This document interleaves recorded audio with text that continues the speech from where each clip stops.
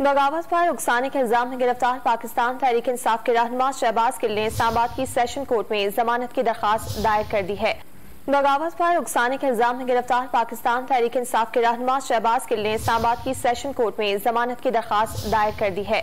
मजीद अहवाल जानते हैं डॉन न्यूज के नुमाइंदे ताहिर नसीर से। ताहिर बताएगा क्या मौक़िफ़ इख्तियार किया गया है दरख्वास्त में शहबाज गिल की जानिब से। जी देखिए, ये इस्लामाबाद के सेशन अदालत में शबीर गिल उर्फ शहबाज गिल ने आज इस्लामाबाद की मकामी अदालत में दरख्वास्त जमानत दायर कर दी है और इस दरख्वास्त में ये मौक़िफ़ अपनाया गया है कि हुकूमत ने PTI के साथ हिसाब बराबर करने के लिए झूठा मुकदमा दर्ज किया।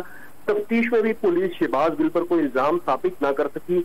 सियासी मकासद के हसूल के लिए झूठी FIR दर्ज की गई है।